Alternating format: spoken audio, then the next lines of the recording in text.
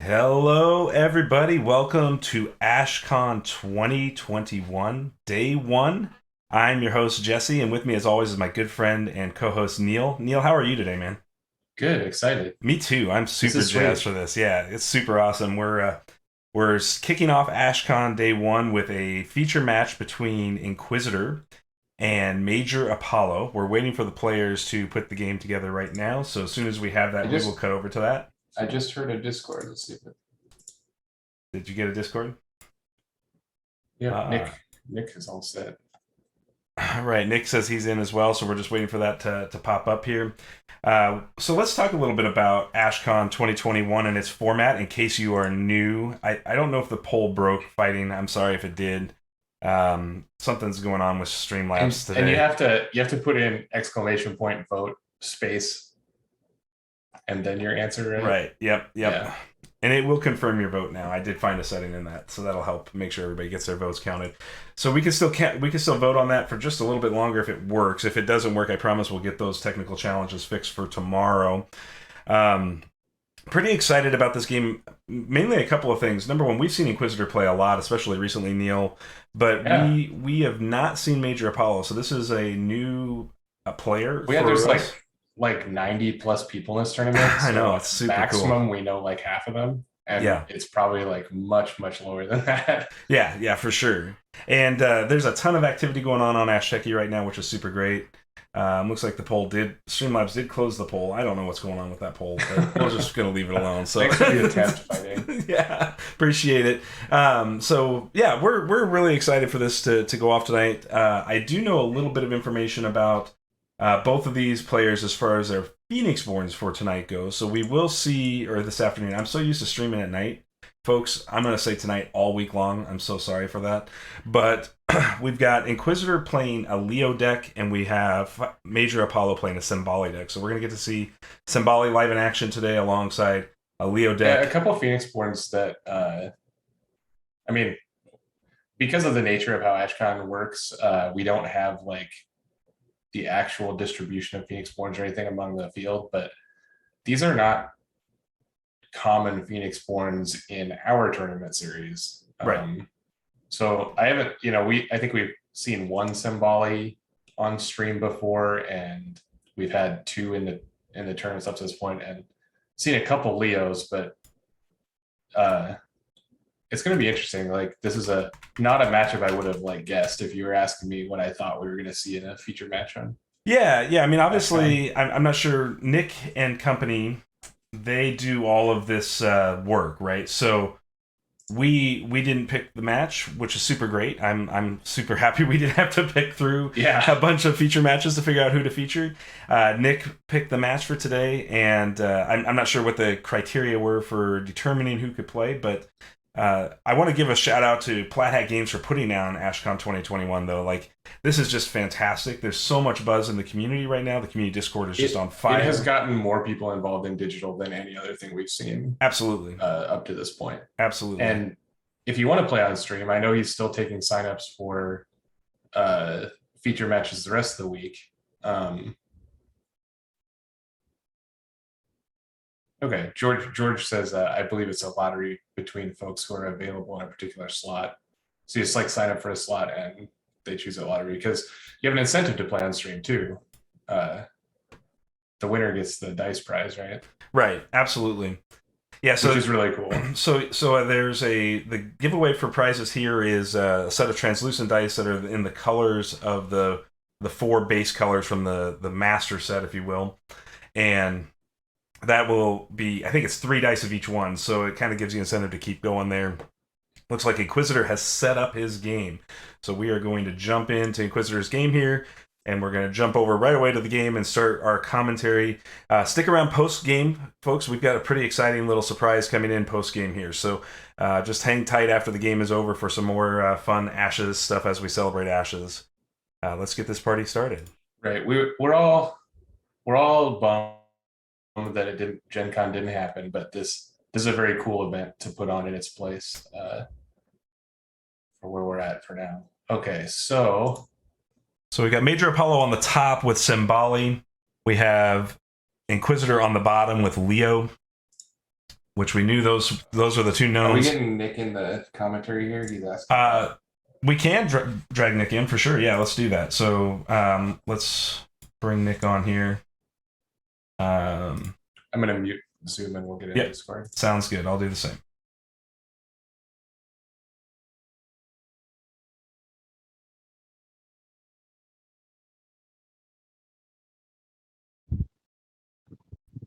Hello, Nick. Welcome. Hey. How you doing, guys? Doing fantastic. How are you today? I'm great. Good. So it looks like we got Apollo with his 5 cards selected, Nick. We're getting close to getting this party started. Inquisitor's still looking through his cards to decide. We've got 14 Conjurations for Inquisitor in this Leo deck. We have 9 Conjurations from the Symboli deck. Colors support a variety of colors, but the Maj.Apollo deck is on 5 colors to 3 colors for the Inquisitor deck. So we've got a 5-color feature match right out of the gate here. Sorry about that. I had a little audio issue. No problem.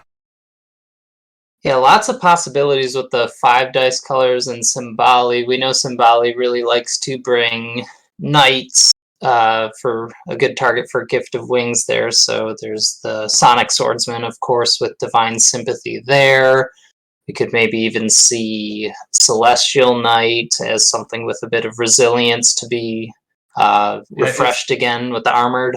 It's interesting that you say that because he has a ton of colors, but there actually aren't a lot of knights in those colors. Yeah, without Ceremonial, there's quite a lot missing. But I mean, he could have like a Huntmaster, I guess, but that's not kind of what. It's not quite. It's not like the kind of unit that Symbolic wants. When I saw that Inquisitor was on Leo, I pulled up his deck list from Season 1, but this is not the same at all. So it looks like Apollo rolls 3 basics to Inquisitor's 4, so we've got Inquisitor making choice on who will be first player here. We're waiting for that decision. Looks like Maj.Apollo is going to be our first player to start this. Inquisitor choosing to go second. All right, that'll give Leo the opportunity to get a Finch on board, top of round 2. Defensively, if needed, we'll see how aggressive this Symboli start is. And, I mean, Leo without Charm Magic, that could have any level of aggression built into it. Natural Sympathy Ceremonial is very aggressive and board-centric. Showing a lot of dice and essentially, like, the best colors, right? Like, Sympathy and Nature both having extremely powerful... Very excited to see Royal Charm come down on Symboli. Something that I'd been toying with on a few decks of mine in the past is a Royal Charm Symboli. So I'm really excited to see if Apollo has figured something out here with this combination and what it brings to the table as we progress further into the rounds. Symboli, I mean, if you've watched our stream, you know how I feel about Royal Charm. Essentially, like it's like a nothing unless you're playing a 10 dice first 4. But with Symboli, who tends to go 1 or 2 3 dice threats plus wings, like you can get to 9 dice really fast. And so having like it just like a no dice plus 1 power to your guy that you wings is pretty good.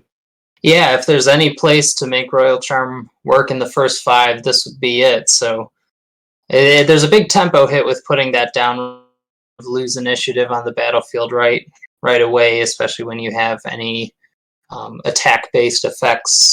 So right, it depends on if his plan is to go to face with his like threats and wings, or if he's like more of a control thing where he wants to, send his Celestial Knight into their Frostback Bear or whatever, and then wings it and like essentially get 2 kills out of it. But Inquisitor, meditating a little bit here, pulls an Anguish and a River Scald off the top of his deck to get a natural power and a sympathy power. So we got horsepower and frog power ready to go. He uses the frog power right away, though, for that Frostback Bear. Good old Frostback Bear. There was a 0% chance he didn't have a Frostback Bear in his first fight. Right? Like, we didn't have to call this one. No. Indeed. But yeah, you're right about the tempo hit. The thing about playing the Royal Charm first is that then you're going to charge it. Like he's gonna play a swordsman here potentially, and just immediately get the dice on it. Oh, he's got a Ceratosaurus mount. That's very different than what I had anticipated. Yeah, so big allies are, of course, really good in Symboli for the Gift of Wings, but small allies have their own role as well as supporting the Purify exclusive card. So Ceratosaurus mount being another card that benefits from small allies that you want to mount up and replay with those enter play effects. So that could be in conjunction with Purify, but they are also competing for the same unit. Yeah, this is some kind of like weird like bounce your own guy's synergy deck, maybe. Yeah. He can't have a River Scald because obviously that's chained. He could have. I'm trying to think of like a value guy he could have. We could see Raptor here, of course. Right, Raptor would be the best one. Probably. Hollow is another possible mounting, bouncing unit. So we have the Magic Siphon. First 5 Magic Siphon, I think, is a little aggressive, but we'll see what he's trying to do here. Especially in a deck that like, he's 4/4/2 on dice, so like fixing his own dice is not really that big of an issue, probably for this deck. Like he's not stretched on colors, so the Magic Siphon is like very aggressive, like trying to hit your opponent, probably. Yeah, and I mean with Finch coming down every round, Leo really puts deck pressure on super quickly, and I like the way that Symboli and Ceratosaurus ally bouncing sub-theme can be used to kind of mitigate some of that deck pressure in a longer game. That's some good way to fluff your resources. As long as the Leo doesn't put a lot of threats in play, like bouncing your guys to not draw an additional card is probably good against the mill deck. Yeah, definitely helps on that avenue. Lightbringer's a big one, though. Immediately adding some pressure to the battlefield, and you can't just throw a Finch down defensively. You got to have something else ready to attack with, otherwise that Lightbringer will eat up the Finch. Right. Lightbringer is a card that Lightbringer is just nonsense. Like it's so incredibly powerful and also so unique among Ash's cards. Like it is like one of the signature divine cards, right? Because it functions in this manner that like none of the other cards or essentially any of the other colors even do a very good job of doing a similar effect. And yeah, there's nothing quite like it, and we see it a lot for good reason. Right. Illusion has some like similar type stuff. Okay, Anchornaut being a good like just in general recursion guy, and he immediately mounts it off to Ceratosaurus, so you got a little value there. Yeah, I like keeping things light with a basic unit, and you find with mounts and with the Purify, the ally that you bring in your first 5, you're going to see that basically every round. It's hard for that to go away, so I like committing to the Anchornaut here. Right, and with a dice for Lightbringer and 2 dice for Wings, he's still showing Swordsman or Celestial Knight here. Yep. As his last card. So Lightbringer's going to 1, definitely a Knight, possibly in hand, and then really banking on getting Gift of Wings off here. There's not many ways to sink those 2 dice should the Knight not survive. Well, Gift is pretty good on Dinosaur also. Like, obviously it'd be better if it was... You can only do it to allies, though, is the problem. Oh, this only targets allies? That's strange. Does Purify only bounce allies, or does it bounce conjurations too? It bounces an ally to your hand to destroy a conjuration. So right. The 1.0 design of Symboli was centered around conjuration banishment completely. So that was such a weird, like. Yeah, her old text and her old card were really, really kind of out there. It was a weird chapter for Ashes, and funny enough, the Symboli versus Leo matchup was a super polarizing one because of that Glowfinch. If Symboli could banish the Glowfinch, Leo lost his ability for the rest of the game. So this is kind of like a classic polarizing kind of bad matchup, but totally different Symboli now, and we do see the Sonic Swordsman come down. Great choice, buffing it up right away. Sonic Swordsman and immediately giving him the Divine.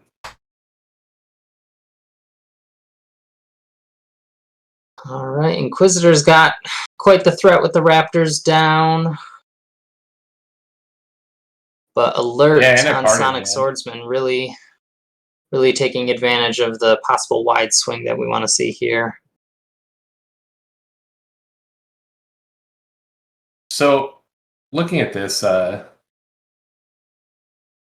Sonic Swordsman is like essentially like it's gonna go 4 to the face. I assume that the time he attacks and he gets the option to PB guard, he will. But then the additional time, it's just gonna do some work, right? Like it's you can't stop it. Yeah, and I'm not seeing a removal option in Inquisitor's hand here to get rid of that Sonic Swordsman before it starts dealing its damage. So the threat's I on. was trying to figure out what his last card was too, and I like because he's got presumably 2 dice for bear, so It's going to be a 1 sympathy. And it's not a raptor herder, so could be a salamander book. That's true. That's probably very likely, actually. So Inquisitor trying to just get a little bit of damage on the Swordsman to reduce its impact attacking into the Huntmaster, I would assume, but Symboli takes the guard, and that Sonic Swordsman is not going away anytime soon. Yeah, not having a Fester or some other, I guess it could be like a Bloodchains or whatever. Bloodchains less effective against the wings, but would still, he would get to Bloodchains and PB guard to eat up both Sonic Pulses, but yeah, so good look here for Apollo so far. The Lightbringer is ready to disrupt attacks as well too. Huntmaster and Raptor Hatchling definitely can get some damage in. We maybe want to see that Frostback Bear down so the Glowfinch doesn't have to go in there to buff up group tactics. But Apollo's got the initiative right now. This could be a good Lightbringer turn. Rough for Inquisitor, yeah. Yeah, Lightbringer right now is brutal. It's just yeah, I don't want to do any of those attacks. Like, you could send the squad, I guess. That you like send the squad or you sack the Finch, I suppose. Yeah, I don't know. That's rough. Absolutely, and both Huntmaster and Frostback Bear have a big target on their back, sitting at 3 life. Ceresaurus is great for preying on those and getting to overkill. Sonic Swordsman can do the same. Even without the Lightbringer. Yeah, even without the Lightbringer, his guy's math is just really good against Inquisitor right now. Yeah, being slightly bigger than the other person is so good when you have these recovery effects. Gift of Wings and just the 2 recover on Sonic Swordsman. Going in for the Huntmaster attack, Glowfinch can save some health, but you get an exhaustion token on something. Face tanking 4 damage is hard here. Just nothing looking good. I love that this is also going to probably dismantle 1 unit. There goes the Glowfinch. Yeah, I mean, this is definitely like the best Glowfinch opportunity, I think, even though you get pulsed. His guys like aren't like super impactful. He would like to get the 2 power attack out of the Huntmaster, but this Raptor essentially is a 0-1 ever since he played Lightbringer book. Awesome job for Apollo here, just taking the wind out of the sails of the Raptor Hatchling. There's no way to buff it up now unless we see another unit with that last card in hand. But even then, the pressure's still on. We have Gift of Wings giving essentially stock. Whenever the bear comes out, that's dead. Right. It's absolutely devastating start with the Sonic Swordsman. Yeah, not having a hard removal spell is on the Leo side is really hard here. It's like any double knight kind of start, which this isn't double knight obviously, but Ceresaur is pretty close. It's so hard when you're just like on little guys. You see your guys eaten alive, and your opponent starts so many dice ahead of you in the next round. Yeah, it really takes a good removal spell to kind of. But from the looks of it, if he had first 5 to Fester, like he'd be crushing. Because, like to your point, you can't he wouldn't have anything to wings. Exactly. Yep. Symboli is kind of a high risk, high reward there, and we do see a charm die in Apollo's deck, so there is the possibility of first fiving a Golden Veil in the mix here. Right. But that's not the case we have here. The bear comes down, Sonic Swordsman's ready to dismantle that and exhaust another unit, possibly going into another round as well, because Sonic Pulse can exhaust exhausted units. One of the few effects that can do that. Many exhaustion effects can only exhaust unexhausted Sonic Swordsman units. is so punishing. Like, a lot of times it's just like take 3, but if you have any effects like the wings or like Hunter's Mark or whatever that actually like guarantee its landing, Yeah. No battlefield deck can fight him. He even Yeah. blocks super good. Like, it's just an all-star card. Yeah. Big threat. Yep, no time magic in the mix here. Time has several answers to big knights here, whether the 2 shadows to clean up or the backtrack's not eligible in this tournament, but that's another one. Outmatch as well. Yeah, but we talked about Sonic backtrack Swordsman going on a rampage. So this was a Salamander Monk. That was and that should have been a pretty easy call for me, but I was being dumb. Obviously, Salamander being like the second best conjuration, I think. Oh yeah. Now, interesting attack from the Gift of Wings turn, picking off the Huntmaster, which was already exhausted, to exhaust the bear. An alternative line we could have seen there was attacking the bear, double exhaust the Huntmaster, because I'm not sure if that Sonic Swordsman would even die with 2 wounds on it. I think it could possibly have fully recovered that and just further. I agree. This was like a very safe play to like exhaust the bear and then you get your attack off on it to not take any damage back on your dinosaur. Yeah, but I think he's still going to be sitting pretty because he's going to get the Lightbringer here, and that's going to make his Inquisitor's remaining attack really awkward. Absolutely. Because now he can, I guess he just like trades a Peacock for half a Salamander. Maybe that wasn't it. Like, as this turn went out, like that Lightbringer could have been a lot better. I think a couple turns ago. Yeah, I think the turn before the bear came out, all of those attacks lined up really poorly. But I mean, again, he's still going to be fine. Like, yeah, despite these alternative lines, I think the Symboli player definitely has a commanding start here. 2 very powerful units uncontested right now. Yeah, but Inquisitor did end up with a significant squad. Like, I think that if the Lightbringer had been earlier, 1 or 2 of these units in play wouldn't be. I can see that, yeah. And there'd be less damage on a Phoenix Point, obviously, but I don't know. He still has the commanding lead with the Swordsman in play, fully healed. Like, Ceresaurus got out of there unscathed too. Very nice with conjurations that often don't recover. Right, and that was that was why I think he made the Huntmaster attack. He was just worried about damage back on his guys, and he could have played a little more aggressive, but obviously he's feeling pretty good, I assume. Apollo rolling the frog on 1 natural die. That counters any kind of Finch defensive opening. We could see that being used alongside a Ceresaurus. Pressure on the bear. Yeah. Quite a nice advantage to have against Leo going first in this round, too. Yeah, I mean, if you're Leo going first, I guess maybe his deck is just like straight up mill deck, but it has all these like battlefield guys. So I'm not sure that it's like a control deck. And so maybe the Finch matters more than I think it does, but yeah, I mean, whatever deck seem very impactful against this. What's going on here? It doesn't want to block Swordsman ever. It kind of doesn't want to block Ceresaurus, and it can't block like the Wings attack. Definitely. I think I would put it in front of a Ceratosaurus if given the option. If the overkill's going to happen, it's going to happen. But I'd rather Right. Ceratosaurus take away something smaller. And no Yeah, bear for Apollo, so at least the Finch will block something coming in.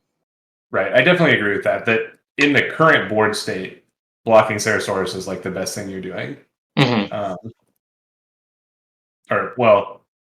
Presuming that the Ceratosaurus is attacking bear or whatever. Like, if it was just coming to face, you probably don't, but maybe. I don't know. Here we're just trying to get the value out of that hatchling while we can. Yep, cash in those little things.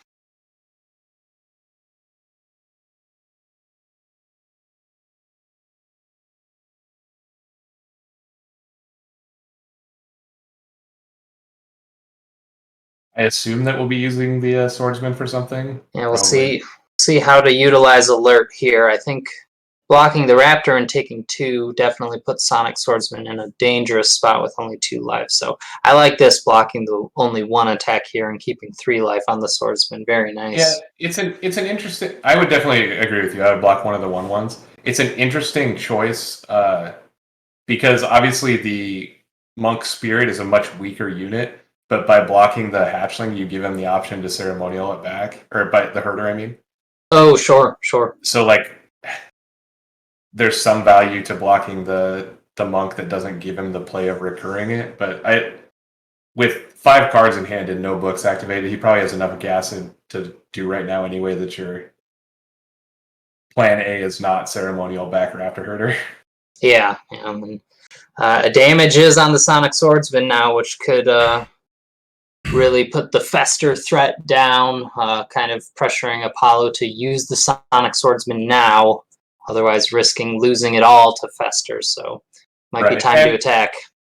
And with Symboli specifically, because of wings, you want to like send some of your larger attackers early. Yeah, get the big thing exhausted and ready for the threat before you have to commit to it is really good. Right, because it's very possible that you would get late in a round with a swordsman like this, and you'll like get your attack in, and then you're kind of out of stuff to do. So if something happens to it, then you just won't get to wings anything at all. But if we just do it right away, you get your value for sure. And a little bit of magic siphon, spinning down that frog die. Very cool. Yeah, unfortunately, he can't do that and make a Finch. So there's like, it'd be really difficult for him to engineer a situation where Apollo wouldn't be able to med back up to frog before the Finch is made. Indeed.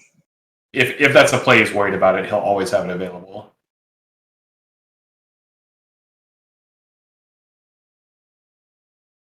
Apollo also rolling the Divine Dice, ready to load up Royal Charm is always nice to see. And with the 1 Charm die there, you never know. You could also go the Charm route.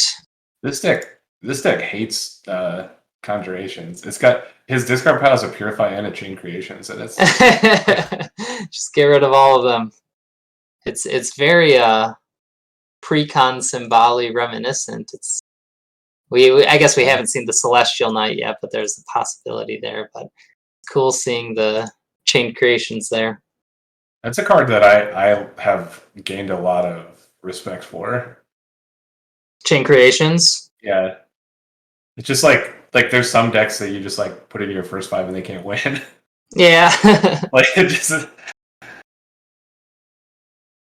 Battle Seer is another ally option we have access to here. Great with Symboli. Its quick strike ability helps it not take damage right. the first Battle time Seer it was one we attacks. definitely should have mentioned at the beginning. Yeah, that was a miss there. But no problem. We see one now. And the Lightbringer antagonizing the bear. Yep, this is a great Lightbringer. Just another example of why that card's bonkers. Yeah, as soon as you're just down a little bit trying to stabilize, Lightbringer says no to all that and just keeps driving it home. I mean, this was like 1 dice, make a 1/1, tap your best guy, take 2 damage. Like, I assume he's going to guard. Maybe not. Oh, we just let the swordsman take it. All right. getting a ton of value from alert. Yeah. And he chat points out that he meditated up to Snake, so possibly showing the Ooh, Veil. Golden Veil protection against the possible Fester response. Yeah, this Sonic Swordsman's unstoppable. taking that 2 from the bear also, like, it's very awkward for the Leo player because he rolled 4 nature class and not a frog, because you could like never make that block if he's showing frog. Definitely, yeah. Um, Now, there was a weird magic siphon that Inquisitor did. It looks like Inquisitor bumped up a sympathy die to sympathy class and then spun down Apollo's nature die. right. Definitely has a sympathy heavy hand here, but I'm not sure why that didn't go up to power. It might have just been a accidental double click. Yeah, I mean, there's a large number of things. Like, I assume he has a River Scald plus another sympathy card is like where we're at. But you're right. It's weird that he didn't pick horse.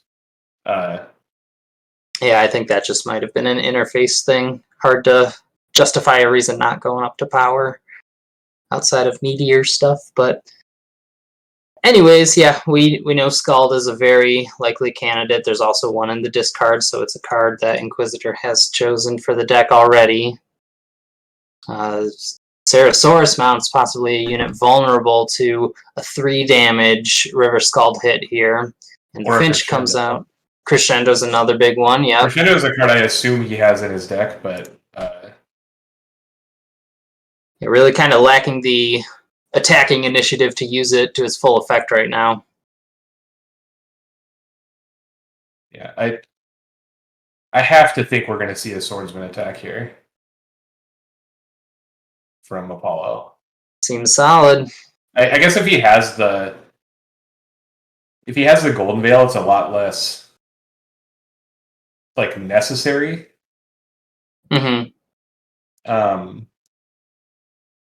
Okay, so we're having Peacock attack Finch. Is this just to force the crescendo? The Finch is the blocker. Oh, you think that Apollo has attacking? Yeah. Because it's even though we already got insane value by Lightbringer essentially killing Frostback Bear, it also left a 1/1 behind to attack this Glowfinch. Yeah, just getting as much value as possible from every single piece on the board. Yeah. And we lose a couple of Shepherds, another Symbolic classic there. Shepherd is just an everyone classic. Yeah. It's so good. Yeah, it's got that small difference compared to other similarly costed allies with the main and the side action. It's amazing how often that is a downside. It also has a big difference in that its come into play ability is incredibly powerful. It's, I mean, yeah, it sucks that you can't like meditate also or whatever, but you pay that price every time. Card's so certainly good. It was really dumb when you had like in 1.0 the other one. I don't know what it was, what card that is, because it's not played very much anymore, but now it like side actions to heal or something, but you could like loop them in 1.0. I'm trying to think of what the card was. Some other divine ally, like small divine ally. What did it do? Oh, Sun Sister used to be another ally recursion. Yeah, right. Yep. You could like loop the Sun Sister with the yeah. to, like pick each other up. Yeah, because they can't grab each other, as is. Right, they can't grab themselves, but they could get each other. Oh yeah, sorry. Yep. Yeah. Fire Archer and a little meditate for the ping. This Leo deck is really aggressive. Like it's just totally stonewalled by this swordsman, but in general, the deck build looks really aggressive. Oh yeah, it looks like another pile of good cards from Inquisitor. But Yeah, the uncontested Sonic Swordsman rampaged round 1, and now it's rampaging round 2. It's just been unstoppable. Now that both ceremonial dice are gone, he's no longer in threat of Fester. Mm-hmm. And here we're just seeing Swordsman attack Raptor. All right, just cash that in. We could see a Wrath pick up the Sonic Swordsman as well before the Golden Veil could protect it. Right. I mean, it has to be now, though, because he's going to wings it. Bouncing it to hand with the Spectral Assassin. I'm losing my mind with this classic Symboli deck. Like, all these precon decks just getting so much value together. That was by far the best Spectral Assassin I've ever seen, because I don't, like, this is a card that I can't imagine ever playing, but... yeah, so good. But that was Value Town. Like, ride the Spectral Assassin right into Value Town. Yep, you got the dice to play the Sonic again this round, so that's so good. I liked seeing the Spectral Assassin being used after the attack. It's a card that seems kind of designed around, like, you play and then attack with the Spectral right away, but this was kind of a cool reverse usage of it, too. Oh, yeah, it was... Like, getting the 2-1 is fine, but the maximum value out of that came from resetting the Swordsman. Mm-hmm. Up to a hand of 6 cards in the middle of the round. Yeah, I mean, he's not going to deck himself. I guess maybe the Leo can, like, if we go another 4 rounds or whatever, we'll make enough Finches to deck him, but I would be surprised if he draws a card next round. Yeah, totally. He still hasn't activated Ceresaurus, like, he still hasn't activated Wings, which he happens to have the exact dice to do Ceresaurus plus Wings plus Swordsman. I guess he can't do Ceresaurus because he doesn't have an ally. Unless he That's true. That'll be a bit of a complication there, so we'll have to see what gives. Yeah. And Inquisitor spends a frog to kill that sneaky little assassin. Fair enough. Yeah, I mean, God. So he spent Illusion, Class plus Basic, saved his Swordsman, and 8 Inquisitor's Frog. Like, yeah, there's so many good value plays. that was pretty crazy. You load up the Divine Die, and here comes the Swordsman again. Leo does have a good chunk of damage on Symboli here, despite having kind of been suffering the relentless Sonic Swordsman attacks. Still pushing through damage, and as the game progresses, Leo gets access to more damage, I'd say. He only actually did, like, 2 damage on his, like, top of round attack with those little weenies. All other damage on Symboli has been from Phoenix 1 cards, I think. And, and Archer, I guess. Yeah, even on the back foot, it's still good to keep pressuring with attacks, pressure that guard, get damage through. Yeah. All right, Siphon coming in. Frog. Oh, no. Magic Siphon's doing a frog.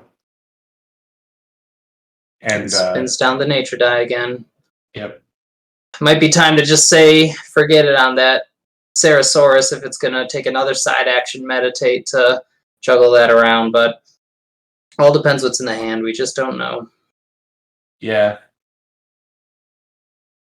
It's rough with, like, staring down the Nature Power plus possible, like, Crescendo or something. Because he could just play Ally plus Meditate right now, and then have, like, activate Ceresaurus, then attack next turn. And that's pretty good. But if your ally doesn't survive, then you're kind of stuck. Indeed, yeah. Salamander Monk going in. We could see the Crescendo.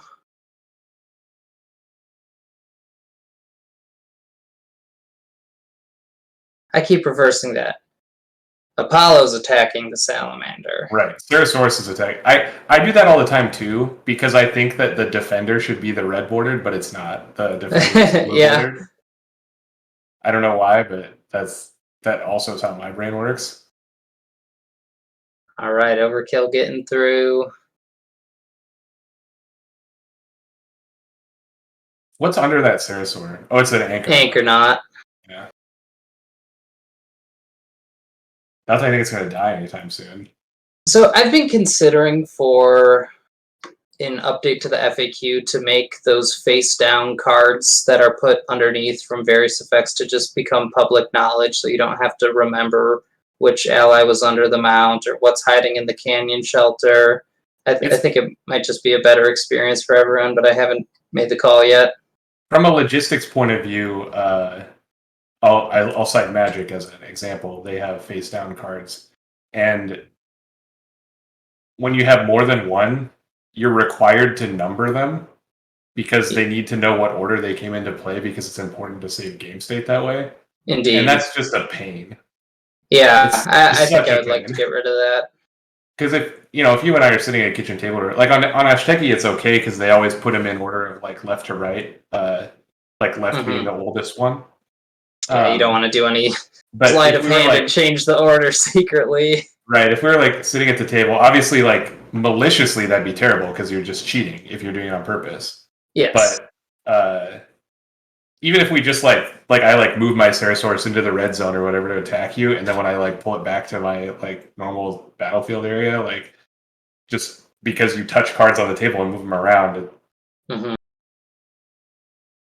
So you could maybe see that being changed in the next FAQ iteration. Yeah, it's really low impact, right? There's only like 4 cards that do it. But if, at least in our tournaments, we've seen a big downturn in the number of Cerasauruses that we see, and essentially no Archosauruses or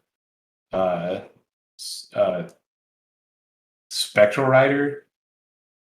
The Ghostly Mounts. Ghostly Mounts, yeah. There's a whole suite of them, yeah. So it hasn't ever even come up, but like maybe somebody will play Canyon Shelter. That card's kind of neat. Yeah, that one's just kind of waiting to be unlocked. I think it's not directly a powerful card in itself, but there's some exciting potential behind it. I played it a few times and it hasn't quite got there, but it's definitely cool. Here we see the side action Royal Charm on the Swordsman. Big whack for 4. Gift of Wings is ready to go. Yeah. Salamander Monk puts 1 damage on the Swordsman. Maybe just... I was thinking that was going to set up the crescendo, but... Yeah, I'm pretty convinced he doesn't have a crescendo, because I think he would have played it by now. Yep.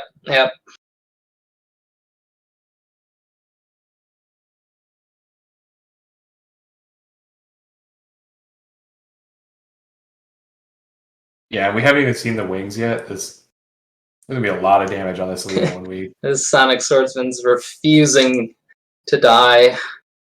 No ceremonial on Inquisitor. Like, he might just wait on the wings. Well, maybe he might do the wings, but he might wait on the Sonic attack until the Frostback Bear is summoned.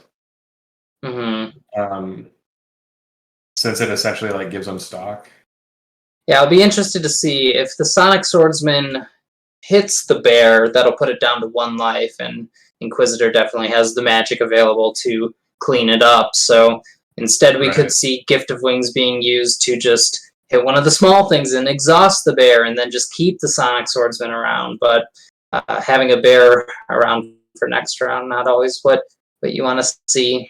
Well, so here's what he does. I guess you can't. You can't wings it and mount it in the same turn. Where's that accelerate? Play accelerate, and then you can wings it attack and then mount it from the frog ping on the way back. That'd be pretty stylish.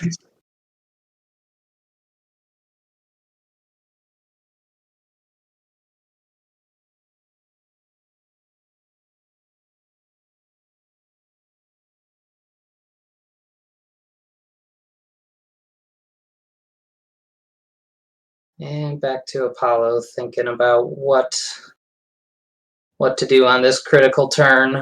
George is correcting me. You can't mount it when it's exhausted. Fine, George.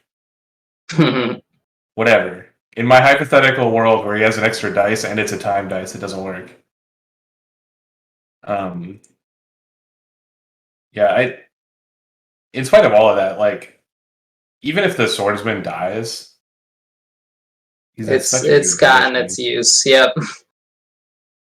Rose Fire Dancer. How about we don't even think about any of that and just get a natural exhaustion there? Interesting. That was not a card I expected to see. It was pretty good, I guess. It opens up the potential for Sonic Swordsman to hit Leo for 4, which is really great. We'll have to see an ally from hand from Inquisitor to stop that.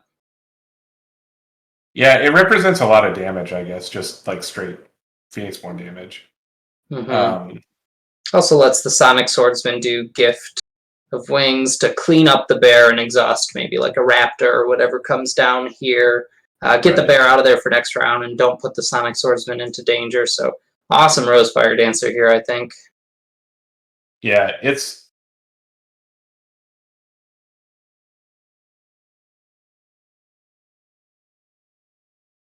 that's a card that I like always go back and forth on. It doesn't, in a board like this where you're already way ahead, it's obviously really good. Like this is like, you know, we were already discussing like how great the swordsman attack was going to be, even if it like died on the backswing or whatever. So like the RFD making it so it doesn't is better, but in general you're like,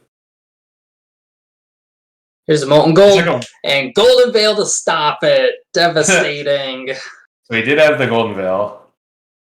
But I mean, at that juncture, your Molten Gold like is scripted, right? Like they both passed.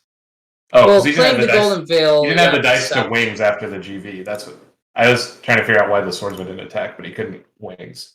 Yeah, despite face planting into the Golden Veil, it did prevent a use of another die from Apollo. So even I think that's a calculated risk that you're happy with, even if it doesn't go as planned.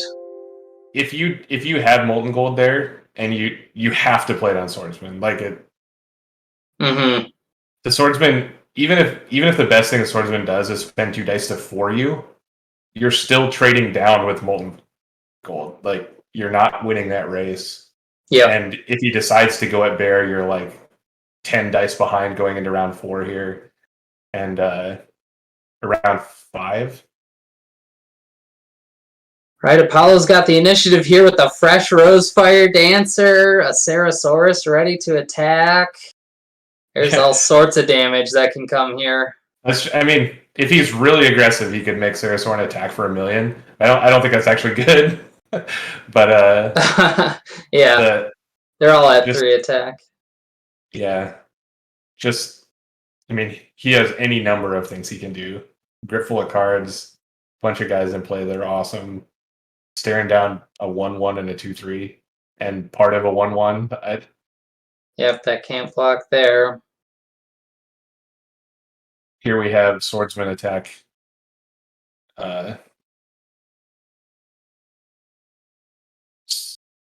Archer with essentially just Phoenixborn guard. Yeah, I like pressuring the guard before the Finch comes out, and even if the guard happens, you have the Rose Fire to exhaust the Frostback Bear. Frostback Bear looking to trade with the Ceratosaurus mount this round now that it's wounded. Oh, yeah, he chose to save the 3 life and let his bear get tapped. Wow, that's like a rough. That's a rough decision point. Is like the exhaustion up. Like lose 2 of my guys.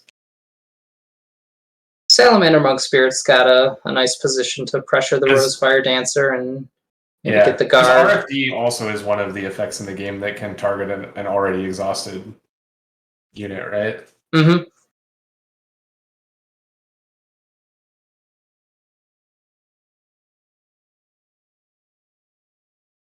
All right, metting up for some good stuff. Another charm die. That's scary to see when you're counting on removal to pull you back here on board. Yeah, I mean, I'm not sure the Leo deck actually has any removal. Like, he played the Molten Gold as a removal, but this seems like a burn deck. Yeah, we see the I mean, Fire Archers, the Molten Golds, a lot of Anguish, a lot of face-oriented and damage. he does have River Scald, but the only big Scald we've seen, like big Scald discard, is Huntmaster. And that was first 5. Right. So it's the River Scalds are like Anchornaut, maybe and a half. Mm-hmm. At least from what we've seen from him so far. So he just may not have answers for like things that are 3 or bigger. Yeah, it could very well be the case, or at least hasn't drawn them yet. The colors Inquisitor definitely has access to it, but no guarantee you've included them or you'll see them in the game. And I Magic have to Siphon's really imagine pressuring that nature die that Apollo keeps meditating it has for. to. All his dudes have 1 life. Yeah. He's played exactly 1 unit that has not one. Oh, I guess if you count summoning Frostback Bear, that's a bigger thing, but Yeah, a the lot of Huntmaster small is the only other units. thing. Nice having Gift of Wings all set up early in the round and basically saying no to any mid-sized threat Leo wants to summon, and Right. even dodging the Finch unit guard. There has to be crescendos in this Leo pile. And there may be crescendos in the Symbolic pile, but the Leo pile has to have crescendos. I can't imagine that like they just have no unit interaction at all. Mm-hmm. Well, with all the 1 life units, it might be a little bit hard to consistently land a crescendo. You Yeah, kind of need a you'd be on Frostback Bear to ping with your own crescendo. right. You're like always on ping Frostback Bear mode. Here goes Rosefire, exhausting the fresh Salamander, hopefully denying the second half of it there. Is this just get some damage in?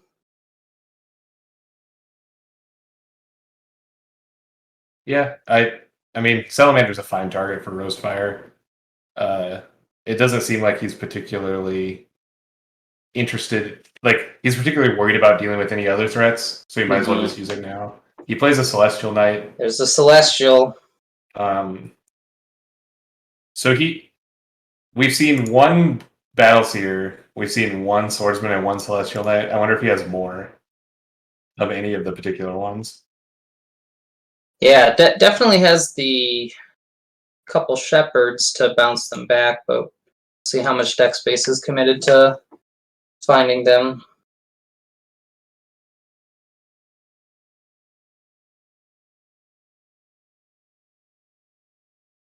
Yeah, with 11 unknowns, I think he must have more knights, right? Like it'd be weird to just have 1/1/1. Mm-hmm. You'd think that if you were just on 3 knights, you'd have like 2 swordsmen and 1 of the other ones for like the potential to have 2 knights in first 5. But swordsman has to be the best one. Oh yeah, it certainly proved its worth here. Yeah, as we've seen it give a clinic in this game.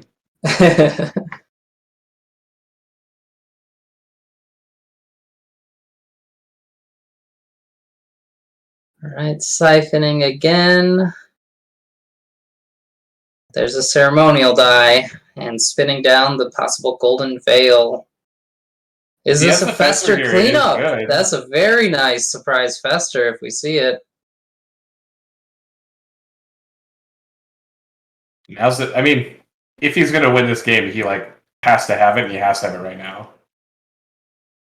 And you gotta ask, which one do you hit? Do you hit the Sonic Swordsman to stop the gifts from being ready, but there's another ally in back, or do you just get the Sarasaurus while it's wounded before it attacks? I think the Swordsman like 100%.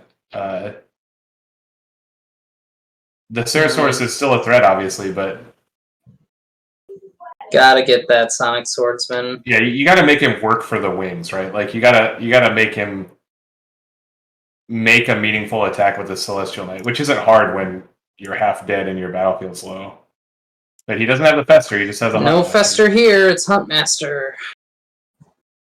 Again, these X3s looking particularly poor against Ceratosaurus, Swordsman, Celestial, possible second Ceratosaurus. Yep, all sorts of ways to pressure it here. Happy to throw a Ceratosaurus at that. The Finch isn't out either, so this could be the time for the Ceratosaurus to attack. We know Gift of Wings can get around the Finch unit guard, but Ceratosaurus not so lucky. But here's the window. Yeah. Kaya says in chat, he doesn't think Inquisitor is in a bad situation as we're sitting. That the Symbol is going to run out of gas, but I think the game's certainly not over. It's just been a lot of good incremental value coming on the Symboli side, but despite that, Symboli is taking some damage. Symboli wings the Swordsman, attacks the Huntmaster. And exhausts the Panther. Even BMs the Panther. It doesn't even get a shot. Well, stopping every possible blocker, I think, is a good position for Apollo. It is probably time to start landing some swings in and pressuring Leo's life total. Yeah, I mean, he still has 2 untapped 3/3s like that can get some damage through. So, I mean, we're going to see a bear here at some point. And my inkling is that he doesn't have. Oh, I guess he doesn't have the dice for it either. I was going to say he doesn't have a Scald because he played the Huntmaster rather than holding it to discard, but he also doesn't have the dice for it either. So. Oh, indeed. Running low on sympathy. Yeah.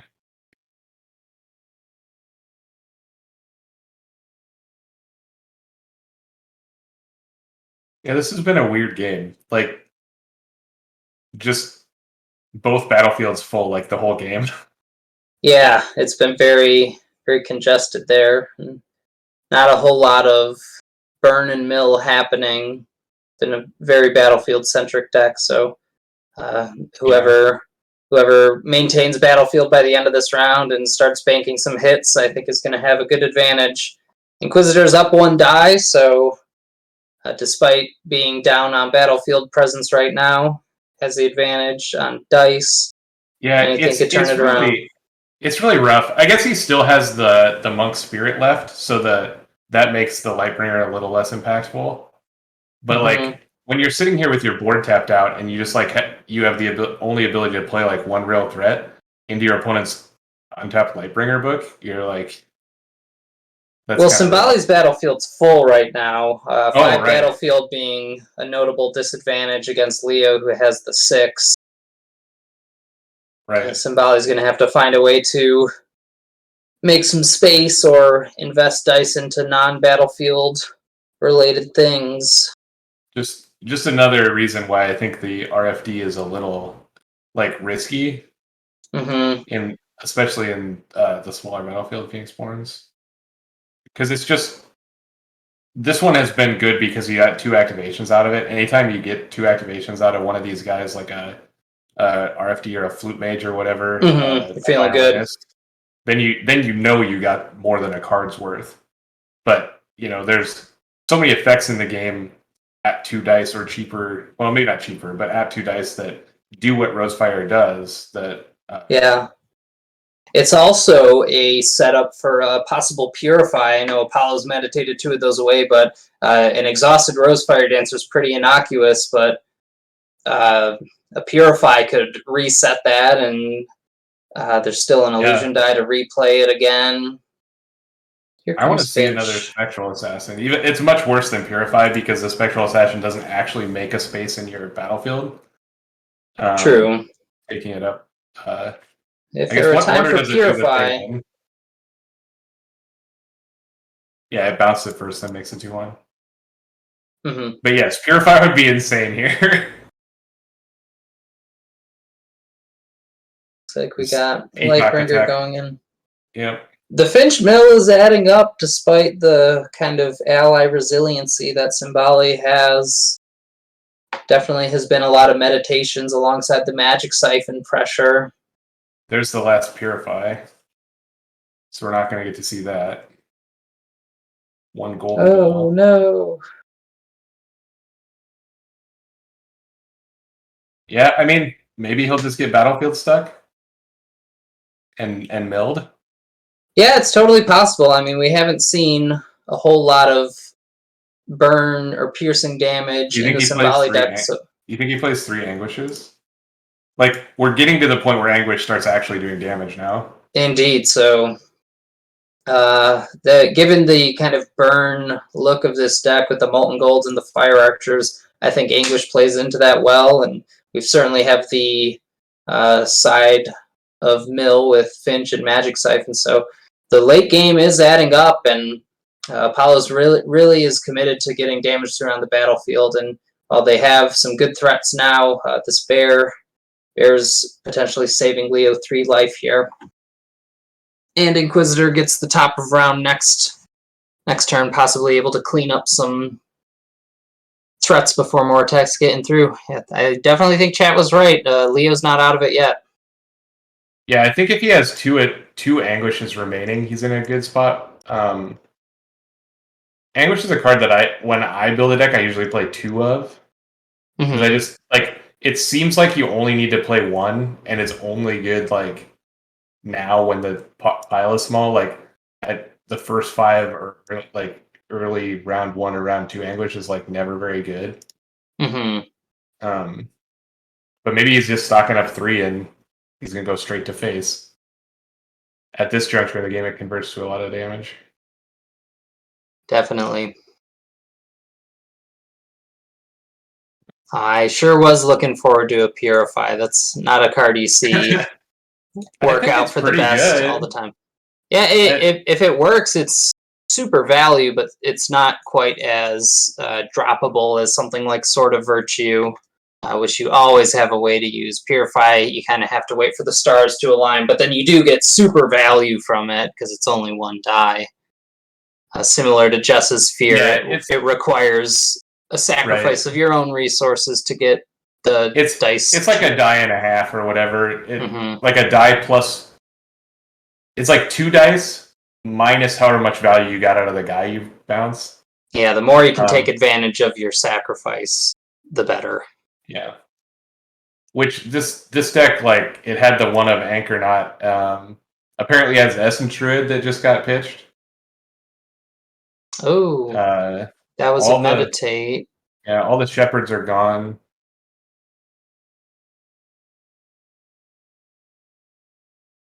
Call to action. What a surprise. I love that card, man. It's super like good value. It just like sits in your hand forever, and then the 1 out of 3 matches or whatever is just the biggest blowout.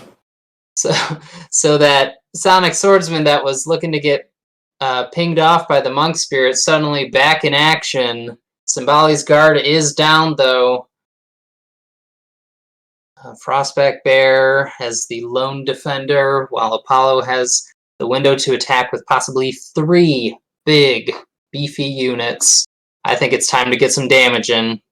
Well, he's been playing, I bet he attacks Bear. And I agree with you. I don't think that that's right to do, but I'm afraid that... Oh, he's just coming to the face. There's the big swing. Yeah, Leo has the possible threat of a Hammer Knight here. I think Celestial Knight with the Divine Die would be a great counter pressure to a Hammer Knight play, but I really like just putting all the damage in now because you got to get that through. The possible consequences seem pretty low with only 3 dice left. You're only looking at maybe 1 Knight counterattacking you, and you still got a lot of dice left to defend. You got the Lightbringer. Can't get around that. Right. I think it's very unlikely that this is gonna, like, punt the game away, right? Like, maybe he'll lose his dinosaur plus his swordsman this turn if Inquisitor has good plays with these 3 dice. But yeah.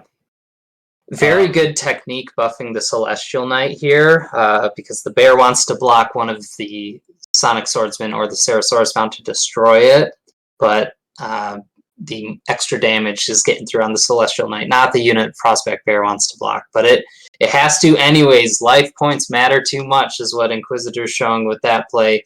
maybe has a possible wrath cleanup for that swordsman Yeah, anyways, and has more information than us. Yeah, I mean, so it's going to put 1 damage on it. So if he has Hammer Knight, he can kill the Celestial plus the Swordsman with Hammer Knight. Well, yes, Celestial took 1 damage, has 2 life left. Hammer Knight could get through the armor. So that would be a good double knight cleanup if Inquisitor is on Hammer Knight. If he has Hammer Knight, I like that block a lot. Yes. I think that's the correct block. I think not having Hammer Knight, I would, like you, to your point, I would block one of the other guys to trade rather than. Yeah, I mean, there's the Hammer Knight, and the downside of this is it's just opening up battlefield spots if Inquisitor does choose to target units here. Inquisitor's out of dice. Apollo has 4 dice to recover with. Inquisitor, this is his last stand here. We'll see what the Hammer Knight goes in for. It is interesting. And I mean, who knows? Apollo's been pulling all sorts of tricks this game. We could maybe even see. Like, does he have more than 1 copy of any card? I guess, yeah. He's got the Purifies. He's got 3. I need to look up Angelic Rescue.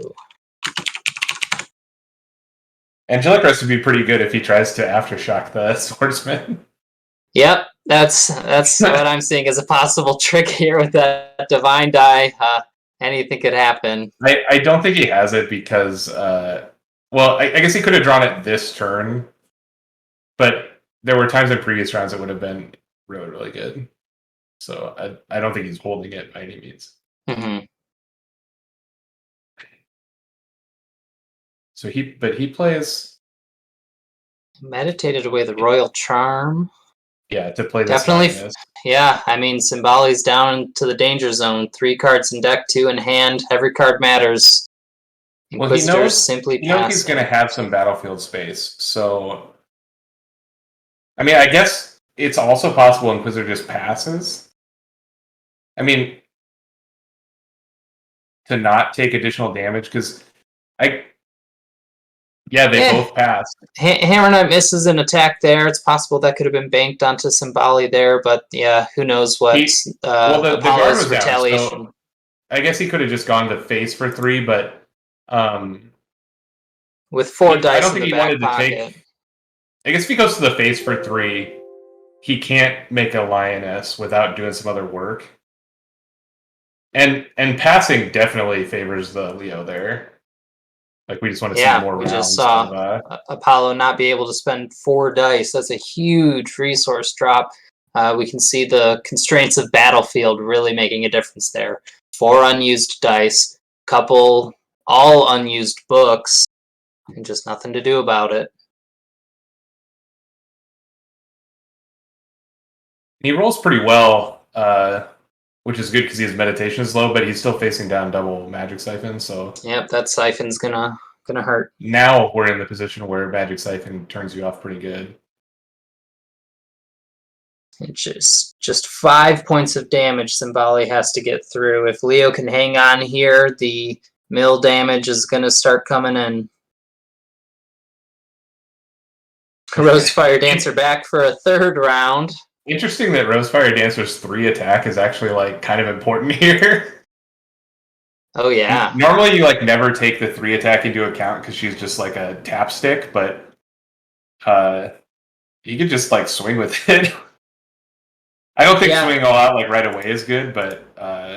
Yeah, it can be used to pressure bears instead of, like, the Ceresaurus or the Sonic, but unless this Hammer Knight cashes in right now, I would expect to see Rosefire Dancer exhaust that Hammer Knight. That's true, yeah. Hammer Knight being a big defender of Leo's health right now. Yeah, I mean, he can't really attack with Hammer Knight and expect good results right now. Yeah, it's just not getting so much through. more important to leave with a blocker, and its attacks are just kind of meh. It could get the guard right now if you attack Sonic Swordsman and threaten the Aftershock on the Rosefire Dancer. That's not an attack I would want to take. So Hammer Knight could get the guard here, but on the back foot in terms of number of threats in play and health. I don't know if Leo can go on the offensive like that with Hammer Knight necessarily, just to pop the guard. That's just exactly what you said. Is like he would PB guard and take 3, which is like a significant amount of damage. But then is he just dead on the backswing? Like he blocks 2. Very well could be the case. There's only 2 blockers left. He would take 7 and die. Like if that happened. Yeah. All right. So crunch the numbers. It doesn't work. Unless there's still a crescendo sitting around that could pick up the Ceratosaurus. Yeah, I mean, it's possible that Symboli has a crescendo, and then her attack is lethal in the same fashion we just counted. If she's attacked with everything, and crescendo's the bear. Another anguish in the bin. Watch out for River Skull here, guys. It seems... Ooh. So he's 1 in 3 to have it? No. He's got 13 cards, there's 2 left, so like he's like 40% to have a River Skull, assuming that there's 3 in the pile. Lots of frogs. Is this just the Molten Gold while you can? Yeah. Molten Gold to kill Swordsman. That's good. Significantly reduces the amount of damage he'll take. Yep, I think that had to happen, and especially doing it in the window without a Golden Veil threat. So he did have he was on all 3 ambushes. They just all got meditated. Oh, is that right? Yep, there they all are. 2 Molten Golds being used on units exclusively this game. Well, yeah, but as we've seen, his burn sweep hasn't needed to go face. I mean, the Symboli still has 11 life. Like, she can survive a few rounds of fatigue. But being out of cards to play is like the hard part, right? I think we really have to start leaning on that Ceratosaurus to be returning allies to hand to kind of have enough ways to use your dice, right? As we get into this fatigue zone. Because just making Lioness isn't going to be good enough. Unfortunately for Ceratosaurus, like, he has to have something to Ceratosaur. Like, he has to have something to mount. It's not like the other books where you can just kind of jam it into play. So him running out of cards to play can definitely affect that as well. Yeah. I mean, he could bounce the Celestial Knight right now, but here's a way to get an ally back. Just attack, line up it with the bear. The bear is gonna counterattack it, and there goes the Anchornaut back to hand, getting in a crucial overkill damage. Using Ashteki cheating, because it stopped there, that puts Leo on Final Cry, maybe, or Widows. There you're talking about the reaction windows. I see maybe Sympathy Pain with that Sympathy Pain power die. If it triggered off the overkill, I wasn't paying attention to the timing stuff there. And Kaya says you can bluff the timer or whatever. Yeah, that's true, but we haven't seen that at all in this game. Things that you could possibly have. Sympathy Pain is way up the list for sure. Oh yeah, I think that totally fits the build that Inquisitor's going for here. Apollo just looking for the last ways to get 4 damage through. This would be a nice round to end it before the fatigue goes in. Yeah, I mean, Anchornaut make a Ceratosaurus looks pretty good here, right? Like, you Anchornaut the Salamander Monk and make a Ceratosaur, and then... Yeah, that's another blocker gone. Right, another blocker down, plus you have a Ceratosaurus. Yeah. Ceratosaurus seems like the ticket for sure. Inquisitor doing a good job of bullying that single nature die, though, with Magic Siphon, and the side action pressure of Ceratosaurus means you can't do that. You can't even meditate for it again now, so... And he now has second monk, so he's got a multitude of blockers. Yeah, we might have to see the Anchornaut or whatever small ally come down first, so Apollo is able to meditate and mount up in the same turn and get around the Magic Siphon window. A lot of times you want to summon them out and attack right away, but it just might not be possible with the pressure. And how about a Sonic Swordsman? How about a Sonic? All those things we just said, this is better. Like it's... Yeah, you don't have to ask too many questions if you just throw down the Sonic. They got to come up with something. And he meditating. discards a 2 shadows to Oh, meditate. definitely trying to get that nature die up. I'm afraid that's just throwing away another Right. card, but Yeah, it could be calculated. He's going to have to do it again for it to matter, right? Mhm. Because if I Magic Siphon my opponent's Frog and they discard a card from their hand to turn it back to Frog, I'm Magic Siphoning again, 100%, right? Like, oh yeah. Tough timing there. Yeah, I think throwing down the Anchor Knot preemptively would have maybe helped out a little bit more there, but again, don't have all the info. Right. What card could he have besides Sarasaurus Mount that the Frog would be like good with? I assume that he just. I've been under the assumption up to this point that the Frog dice was just for Sarasaur, because there's no nature dice in the discard, no nature cards in the discard pile right now. Yeah, I'm ready to believe that as well, because if you're putting Sarasaurus down, you're looking to summon one every round, presumably, and every nature card you draw is a question between, do I Sarasaurus mount or do I play this one card? And if the answer is Sarasaurus, then that's not a card you wanted to draw. So I don't think there's anything in hand there. Could just be the threat of ping as well. Right. So he thinks. I mean, if that's the case, then the discarding the 2 shadows means he thinks discarding 2 cards from hand is worth having the play of Anchor Knot Sarasaurus. Mm-hmm. Because. Yeah, Sarasaurus is definitely the key now, so whatever it takes to get that down. Yeah.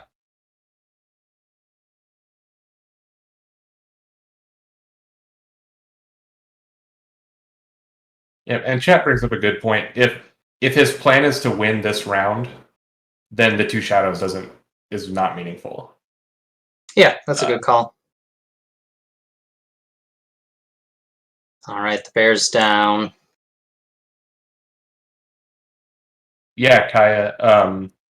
That Monk Spirit has been in play for 2 rounds now, and he didn't activate Lightbringer last round. And obviously he's been Battlefield full also, so that makes it a lot worse. But this round, he could have, without that Monk Spirit there, the Lightbringer would remove a blocker. Oh, yeah, yep. Now, some possible tech we could see from Symboli with the Gift of Wings. You don't have to unexhaust an ally to use it. It can just be used for very expensive stock granting. But if triggering Sonic Swordsman and removing the Frostback Bear is of the utmost importance here, we could even see Gift of Wings be used right now. Yeah, just like as a bad Hunter's Mark. Yeah. Mm-hmm. Yeah, that's an interesting play. If it was me and that was on the table, I don't think that I would do that. Okay, so he does it. He does it with 1 dice because it's lethal if he doesn't. I love that. Yep. Yeah, that's cute. Can't guard that. Um. Excellent play. Wow. Yeah, that was cool. Doing what we were talking about, just 1 dice cheaper and giving the Wings untapped value. Yeah, now Wings is ready for an even more stupendous attack. Super well played.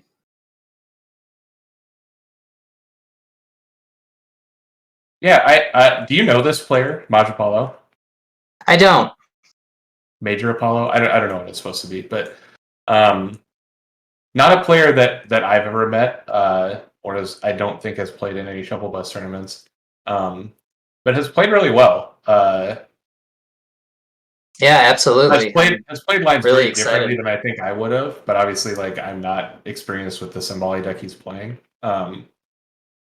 It's a really inspiring build. I like this, and that I know, like, Nature Sympathy Ceremonial kind of has this reputation as just like a super powerful build, but when put up against any degree of control, and this happened in my top 4 game against Inquisitor, I had the dice that Inquisitor's on, and he had a little bit more charmy, a little bit more control-y stuff, and that just eats up your resources if you can't just put the heat on right away. So it's nice to see these other dice types like the illusion and the little bit of charm, a little bit of divine here. Really stresses out the Nat Seri Sim. Yeah, it's interesting. Like, Leo is obviously, like, this deck is a burn deck, right? And it milled all the anguishes. Anguish obviously just 2 dice for 4 here. Molten Golds all went to units. And the Molten Golds were all forced to go to units, which I think happens with Molten Gold a lot. It just happens, right? Like, it's not the plan, but you kind of get behind on Battlefield when you're playing like Fire Archer type stuff. Yeah, and it also tends to happen if you have a lot of Molten Golds, and if you draw them in round 2, you got to use what you're given, and it's usually more important to control the battlefield in those early stages. Molten Gold, of course, is an amazing card towards the end of the game, but before that, it's like an average removal card. It's really good. I mean, I think it's a really good removal spell, right? Like, it's in the upper realm of them, I think. Like, it's not a hard removal spell, like a Fester or something. Mm-hmm. But when you compare it to other, like, there's only so many that even exist that adequately deal with, like, Prospect Bearer, Ceresaurus and stuff, or to this board's Celestial Knight.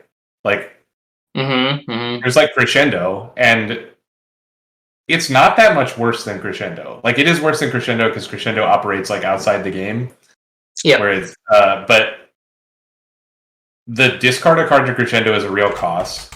It's only 1 dice more expensive, and it does some other things that Crescendo doesn't do. Like, I mean, it's got windows to be better. Right. So I think it's underutilized as a removal spell, I guess.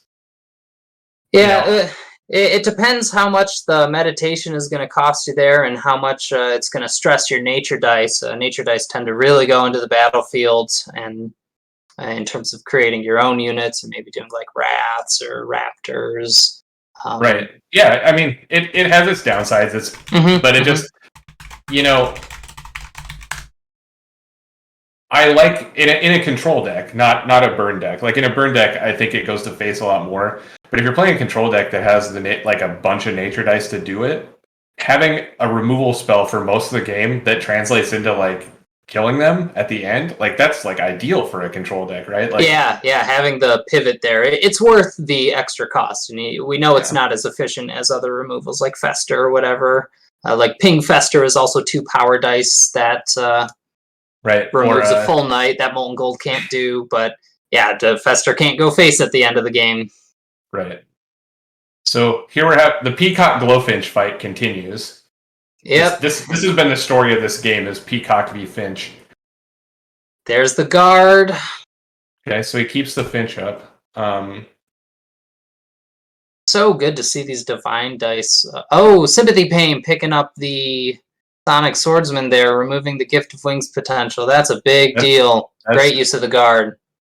That is, like, the best Sympathy Pain I've ever seen. Yeah, Gift of Wings lost a huge target. I was expecting to see Gift of Wings trade up that Hammer Knight and get rid of another blocker, maybe. Yeah, I'm sure that I've seen a Sympathy Pain end the game, and that's probably actually better.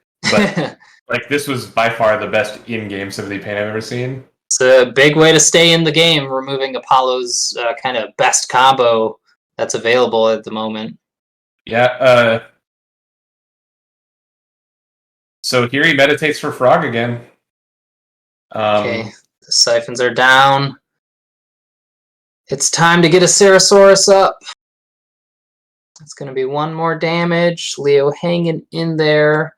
I don't think we've seen any healing options pass us by in Leo. He has access to possible Butterfly Monk, possible Reclaim Soul is a really good one with Finch. You can summon the Finch and destroy it right away.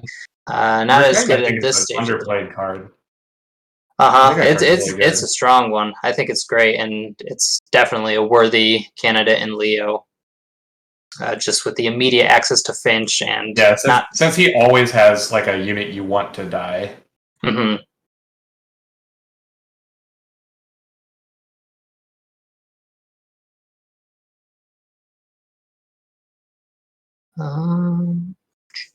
Looks like Apollo. Chat bring up a good point about that sympathy pain.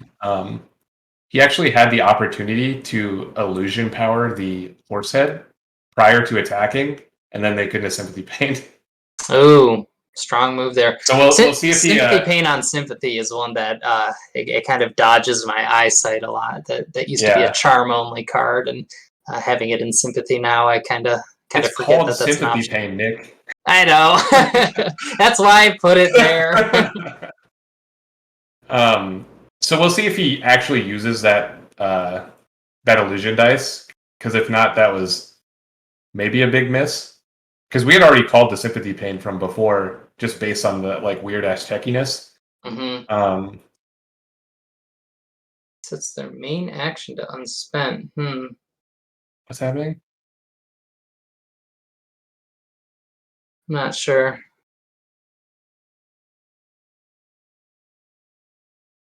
If switching your main action to unspent is a legal play, Nick, I'm going to do it a lot. He plays an Anchornaut. What did he do instead? Like, what did he do that? I'm not following what's going on here. There... Inquisitor must have been on board with it because he, switched it on.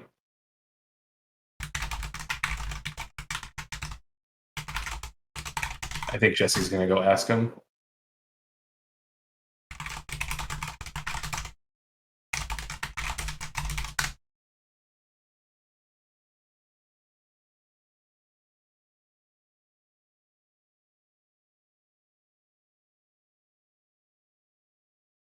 Okay, so we're seeing Jesse talk to him, and his main action was attack. His main action was attack with Lightbringer. So I don't know. Oh, he just spaced it, I guess. Mistake. Yeah, that's okay. All right, so the Anchornaut will have to go back to hand, get your die back, and get that Finch back in play. Right. I mean, it's pretty easily fixable, so. Yeah, that's no big deal. I guess something to talk about during this time while they're fixing it that's somewhat applicable to this. For this tournament, is there going to be like a judge that we can call? I don't mean specifically us. I just mean anyone in any pod. Like if they run into a situation that. If there's a situation, they can message me. At the end of the day, it's a pretty casual tournament with a lot of players, so it's not something we can have on standby for every game at any possible scheduled time. But yeah, if anything comes up that would maybe affect the integrity of your game, you can contact me about it. I totally get it. Like, handling big digital tournaments, having a table judge is impossible. Having a judge per pod is impossible. But just it's good for people that are watching, maybe that are going to play, to know that, like, if an issue does come up, that there's somebody to contact. Yeah, totally. And some people are even having problems contacting all the people in their pods. So I put up something in the pin in the Ashcon channel there for getting a screenshot of your contact and their lack of response by the end of the tournament, and you can get credited with a win there. So just with the sheer size of the event, any kind of... Oh yeah, it's awesome. What was the actual number of entries? We had 104 at the end. Jeez, that's crazy, man. That's so awesome. Yeah, I'm really excited about it. I was thinking we would maybe have like 40 when I was coming up with the idea. I was like, that'll be a good event. But this has been, well beyond my expectations. Yeah, it's really crazy. Jesse and I were talking about it. The largest shuffle bus that we've had was last season. We had 36 or something. Mm-hmm. And so, I anticipated a number, like you said, like 40 or 50, because I assume that everybody that's playing in stuff like ours or the carousel or used to playing would show up easy because they're playing in digital anyway. Mm-hmm. But I'm shocked at the number of like players that are new to digital or just like not on the Discord or anybody that's here listening, I hope that you will join the Discord. I hope that you will play in more of our tournaments, not just Shovel Buzz, anything that the Discord and the community put together, because we want to grow it. And obviously, like, this shows the number of people that are willing to play online and want to continue to play Ash is it's huge. Yeah, it's certainly inspiring to see the willingness for people to kind of treat this as a platform for official tournaments, and definitely a good proof of concept for us to see on this end in terms of just how we want to continue supporting organized play in the future, just given the reality of things right now. Right. Nick, I mean, just props to Plaid Hat, right? I mean, you guys embracing Ashteki, I mean, that's almost unheard of in this space. So, right. Yeah. Gosh, I don't know what you had to sell. I don't know what you had to sell to Colby to make that happen, but hopefully it wasn't your soul. I'm just gonna put that out there. We got a vampire here. Yeah, you never know. All good. Yep. And Nick's like, well, I'm gonna be undead for the rest of my life, but gotta do what you gotta do. That's right. No, thank you for that. Appreciate it for sure. Totally. And thank you guys for helping out with the content side of things. It's nice to have a known figure in the community help take that up. And I think it's nice that you called me a known figure in the community. Yeah. Nobody cares what I think. Most prolific Ashes streamers, right? I hope that's true. Well, we are now. Yeah. Everyone heard it. Everyone heard it, chat. Nick said it on stream, not me. Somebody clip that because we're going to need that for reference later. Master Vampire is a big one here, getting some crucial not only heal. Is it a great blocker, but also potential life steal. What is that ability called? Life drain. Life drain. Yep, that's every life point matters here. Can't quite get through the Celestial Knight here, and the guard isn't down, so Stock's got a good place here. But I don't know, the Celestial Knight might be hanging on, and it doesn't actually kill the Celestial Knight by itself. So, and he's out of dice. Yeah, Salamander can't pressure it. So Celestial Knight's, I think, just straight up not dying this round. I don't see any way that Leo could force it unless Apollo. But it also isn't doing any damage. So he has 6 dice left. He has 3 cards left. That's a lot of dice. And a bunch of Leo having the 2 monks, both versions, and the Finch makes Lightbringer essentially blank. Making the 1/1 may be important though. Lightbringer could help squeeze in maybe 1 or 2 attacks here, but I think it'll be crucial for Apollo to clear out the battlefield as much as possible here and set up for a top of round swing. Right, and I'd forgot about the Anchornaut because we took the time off for the battlefield fix, but the Anchornaut actually very, very huge. Turns into a Ceratosaurus here. I might have shot the monk rather than the bird there with my Anchornaut. I'm not sure that it matters, but essentially we're removing blockers, right? We don't care so much about it attacking back. And having the Finch in play, he can't summon another one. I guess it doesn't matter if he's planning on winning top of round. Yeah, he doesn't even go to top of round, guys. Just a heads up here. With Gift of Wings, he can untap that Rosefire Dancer and attack for 9 with 2 blockers up. So this is lethal on board right now. Well, Inquisitor has the stock to kill the Ceratosaurus right now, yeah? Yep, he does. So that would be the only That'll get that 1 block. Okay. If he was on the untap RFD, he needed to do it prior to summoning. I think Leo is dead right now because he makes the Ceratosaurus, forces the vampire to attack into Ceratosaurus. That leaves only Salamander Monk up to block. Yeah, I see it now. Oh, okay. Yep. Yep, that looks like two attacks of 3. Yep. Getting past the 1 Salamander. Even Lightbringer would have done it. It didn't have to be. Oh no, because he could have gone Anchornaut Lightbringer and it would have been the same. Right. Also, could go into the Winged Lioness here to go around this Salamander Monk, but it just takes a little bit longer. He's got a couple of outs here at this point now with Inquisitor's dice all spent. Yeah, good deal. Yeah, the heal from Master Vampire may force another round, but if you really think that's true, then you can go ahead and Lightbringer on the top end of this as well. Yeah, But he can go. He'll go to 15 after Sarasor dead. Mm-hmm. Then he can play Lightbringer. The salamander has to attack, take the guard. Well, no, because he still has the other monk. So yeah, he still has the monk spirit. So the Lightbringer this doesn't one monk win. will always be there. Yeah, he needed to RFD before playing the. Well, I think even if you take the monk spirit attack, you've still got your guard up. You're not going to be able to guard the master vamp. Lightbringer.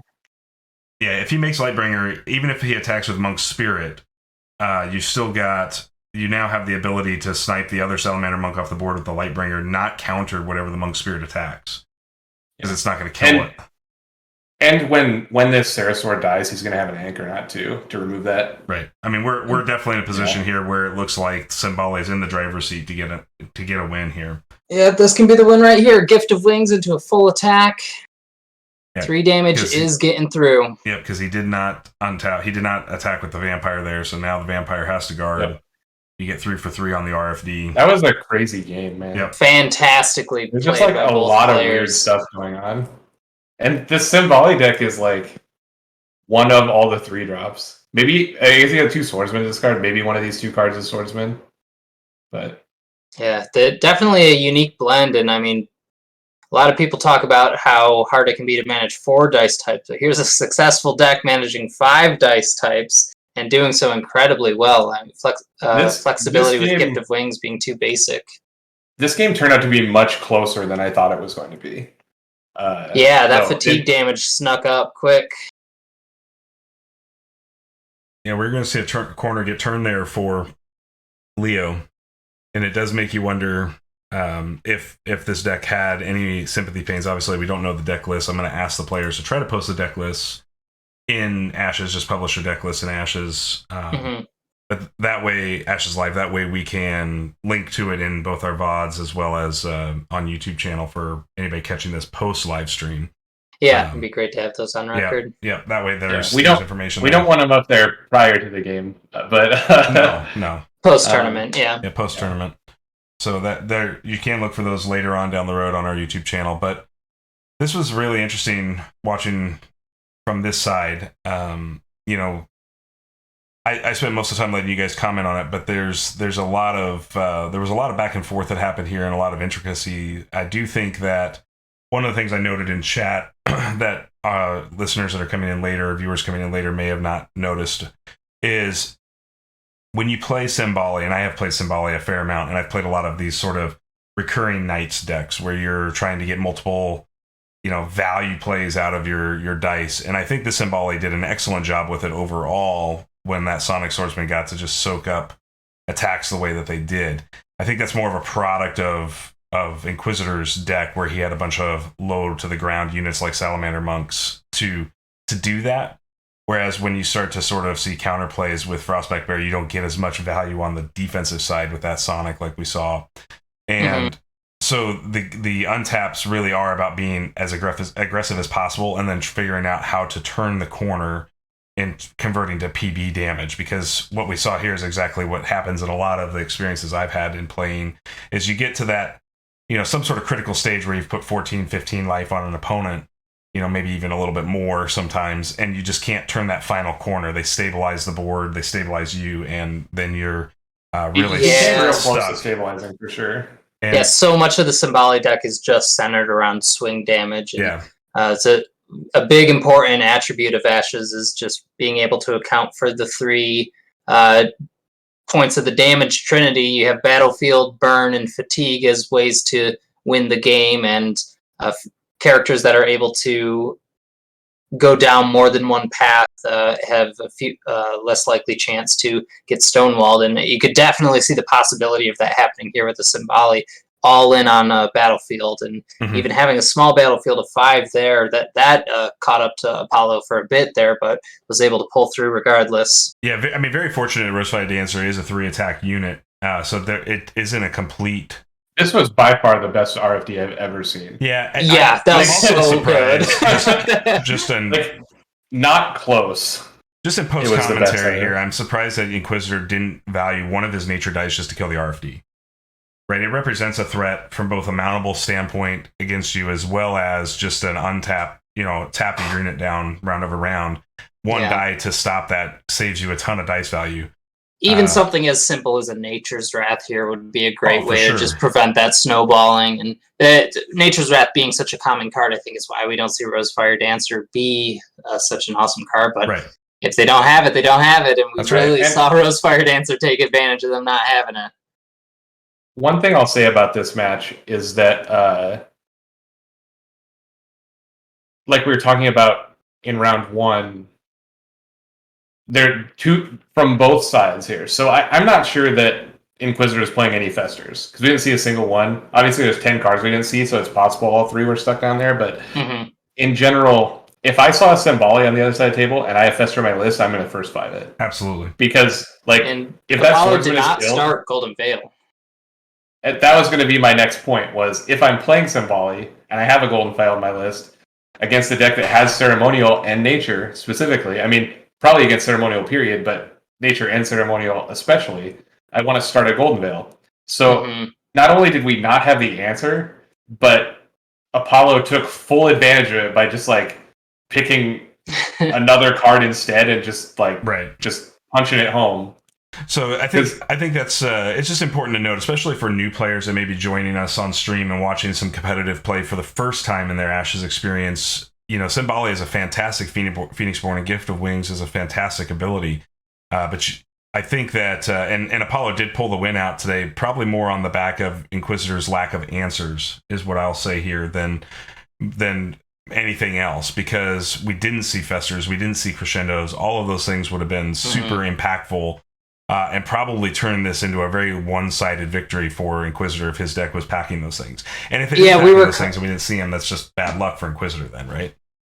Totally. Yeah, we were calling a lot of cards that would have turned the tide at a moment's notice kind of throughout the whole game there. But just not seeing them come down. But yeah, we'll have the answers if we see the deck list in post. Right. And really good example of why those cards are so powerful and why we tend to not see a lot of Symboli, but certainly doesn't mean that's how it's always going to go down. Right. Yeah. There are a lot of decks that, like Symboli, Jesse likes to play Jericho and use Blink like a Wings kind of, or like a Chaos Gravity type deck, where when you're first fiving those decks, like piloting those decks, you really have to be like all in on sticking a Knight. And it's not easy, right? Like you can start a Golden Veil against Jessa or Odette. You have to start like a Golden Veil and an additional Knight because they're going to start double removal against you.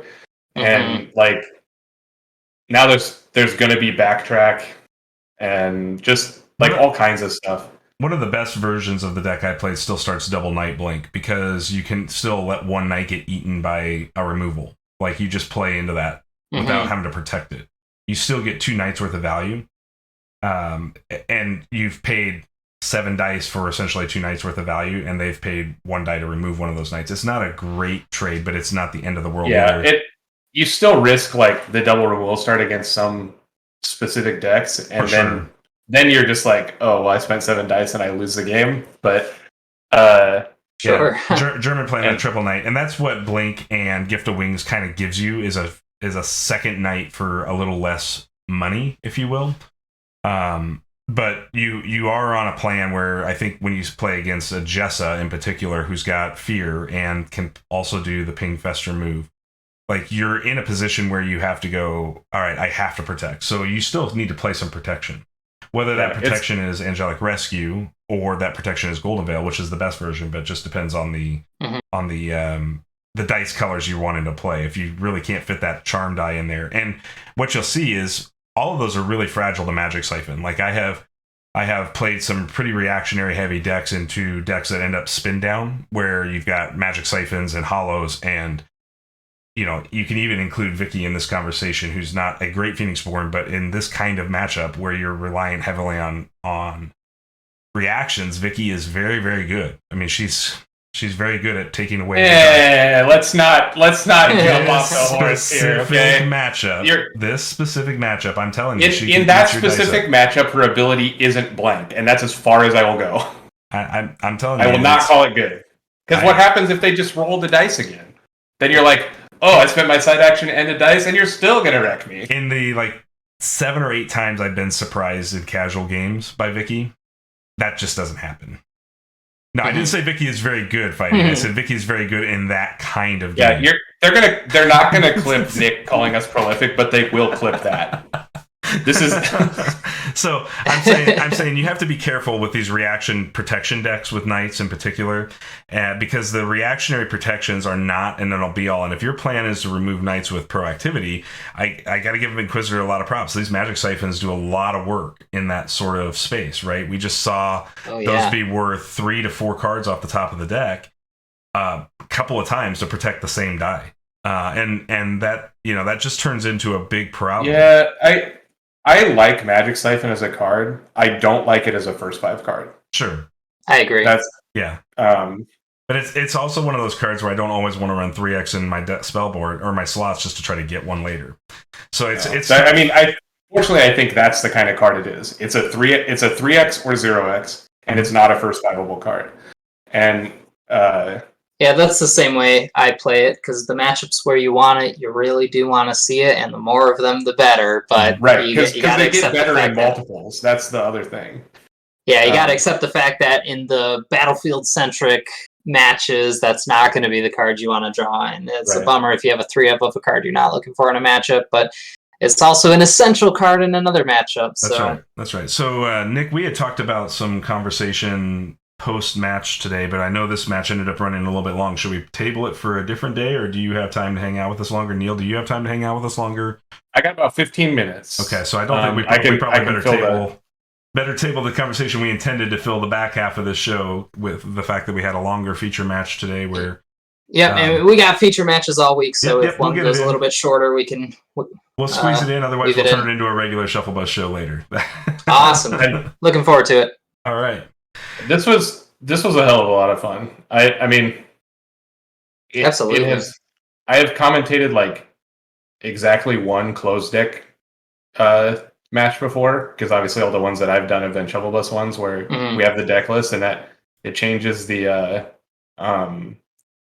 dynamic of the commentary a little bit. We're kind of guessing, and especially looking at this this Symboli deck, if you had asked me to write down the cards in a Symboli deck, I would have gotten, I don't know, 2 out of 30 or something. Well, you've at least gotten 3 purifies, right? Well, that's why I said 2, because I can't believe you never played 3. Stuff like the call to action was just a huge surprise, and it is a cool change of pace from the open deck list format. Reactions definitely go up in stock when you have no idea what your opponent's on, but also kind of calculating that with the open deck list and knowing exactly what the options are right now is another very high level of play. And I love both formats. I can't really decide which one I prefer. I think it just comes down to what makes sense for the tournament format, like a single day event. You maybe don't do open deck lists just to remove that, but the way you guys run Shuffle Bus and it being these several month long events, better to just put it out in the open and remove any kind of scouting or tracking. We just, we've said it on stream a million times. We just want to be able to do coverage. We want people to be excited to be on stream and to watch stream. And if you're trying to win, and we have closed deck lists, you're motivated not to be on stream. And absolutely, I think that's just so feel bad. Yeah, and I think you make the right calls. Right? Where you have motivated people to be on stream, and if you're in this and you're available, you should all be clamoring to play on stream because of the prize support, and just it's fun, right? I know there's probably some people out there on the very casual side that don't want to have a bunch of people watch them, but we're all friendly. We all want to. We all want to support you, and it's one of the best ways to get better is to have be able to look back on your game and see what other people are saying about how the plays go. Yeah, I think that's a really good point you make there, Neil, because I know it's intimidating, right? It's intimidating to be on stream. I remember the first time I was in a digital tournament and I got put on the feature match because I was in a top 8 match with somebody, and I was super nervous about 30 or 40 people watching my game.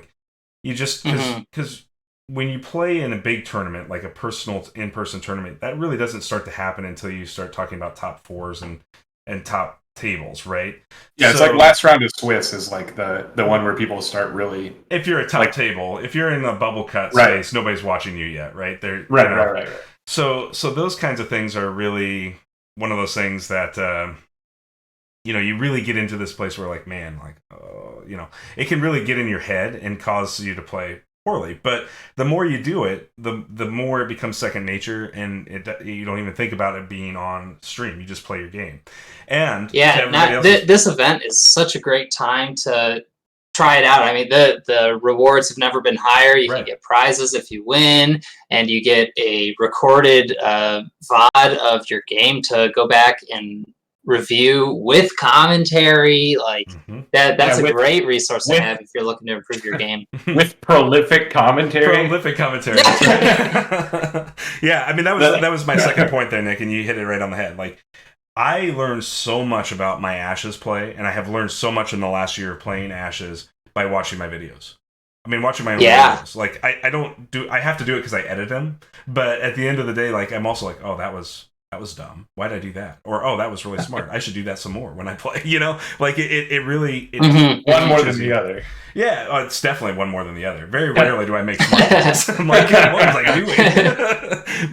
but I mean, you can learn that same information even if you get a win, which is something that can be really hard to critically analyze if you're just playing the game back in your memory post game.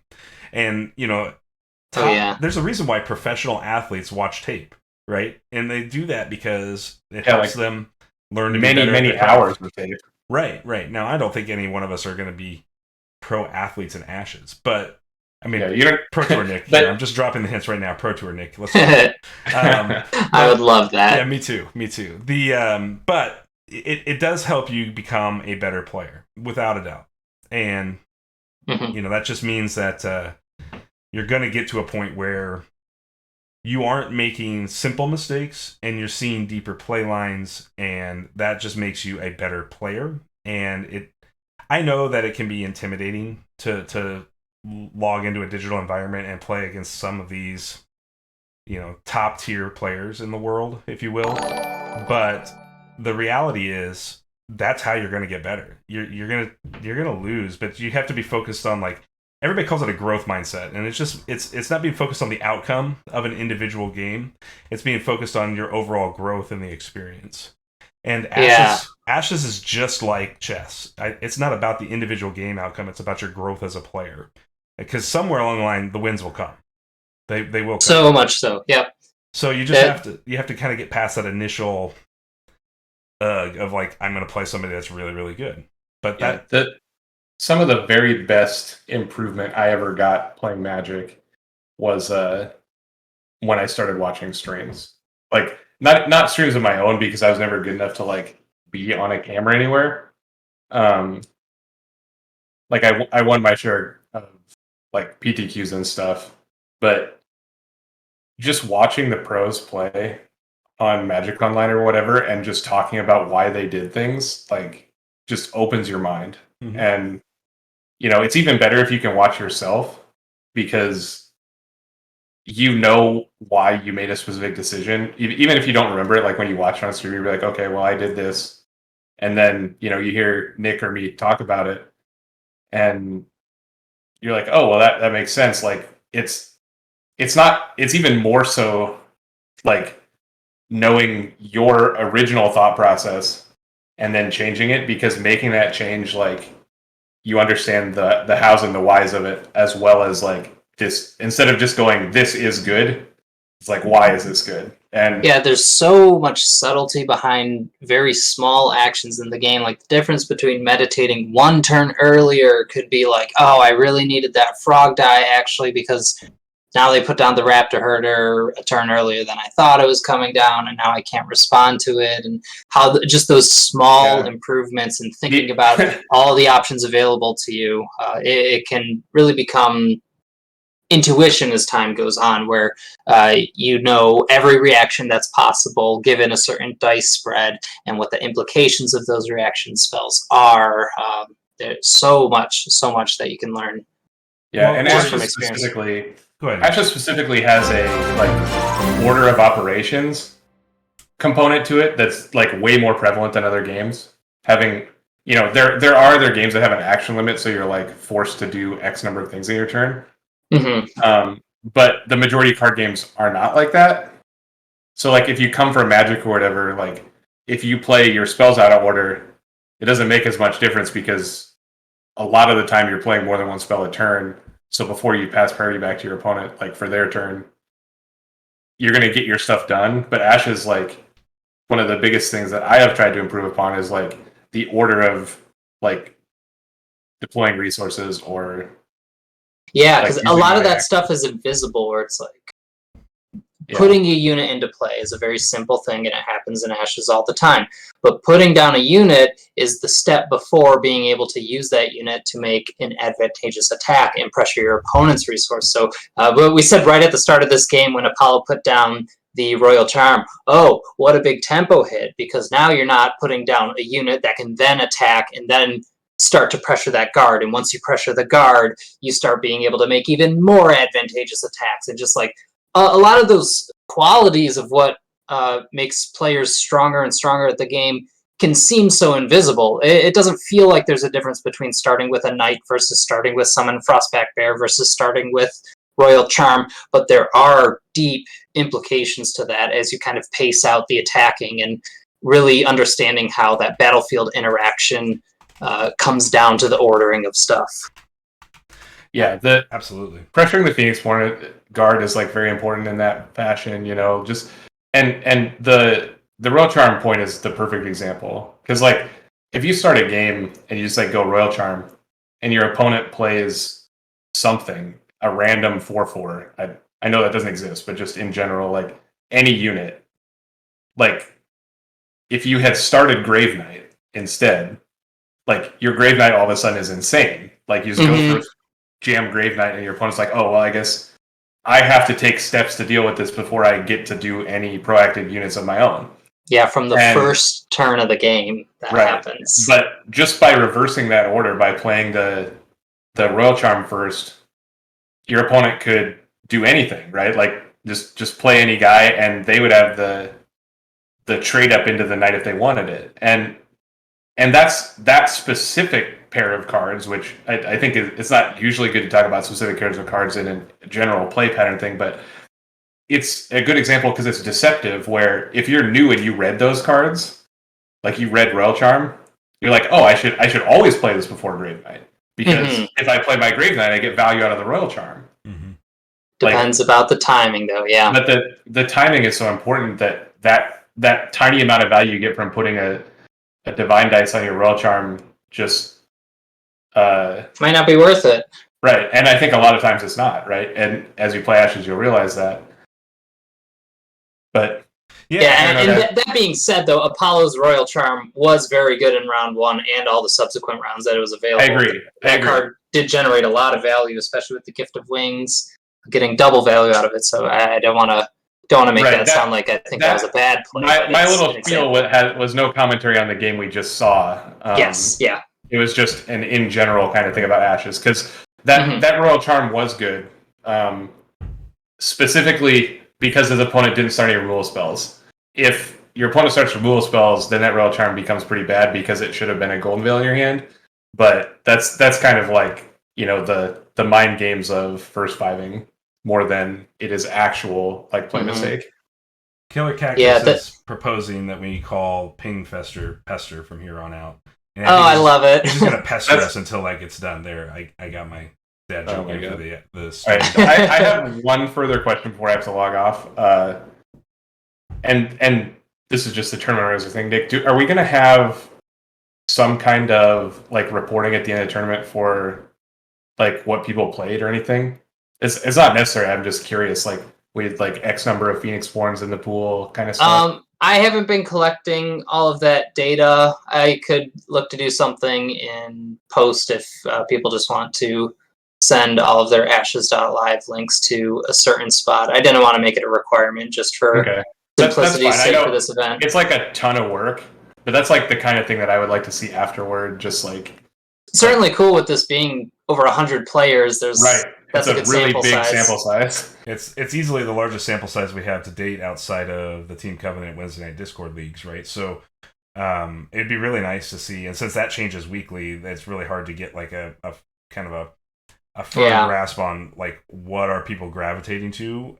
Maybe not necessarily knowing the archetypes that people are gravitating to, but just I mean, if it's ashes.live links, that's perfect, because then like you can put the work on us to do find the data. Yeah, like and German says it makes a good point. He'd love to see the winners of each pod listed on the Plaid Hat site. I think that's a great idea. If they can, if you can get the winners decks posted, that's a huge value as well.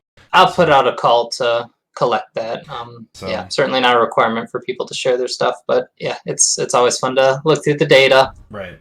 All right. So before we end the stream, Neil, if you need to log, you can log. I'll close this out solo. I just have a bunch of housekeeping to do because we were busy today. So I'll sit for the follows and stuff. All right. So we Skella Torment, thank you for the follow. All OT, thank you for the follow. Kaya Phelps, thank you for the follow. I can't believe you weren't following us already, Kaya. I wasn't following us before. I'm going to give him a guilt trip on that one for a while.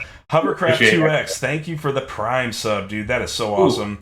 Waterbender72 with the follow. Narendal 981 with the follow. Synapse 740 with the follow. And Aristal 19 with the Prime sub. 2 Prime subs coming in hot over the last 2 hours. Guys, thank you. We can't thank you enough for that. We super appreciate that. You know, the Prime sub is no cost to you, but you could send it anywhere.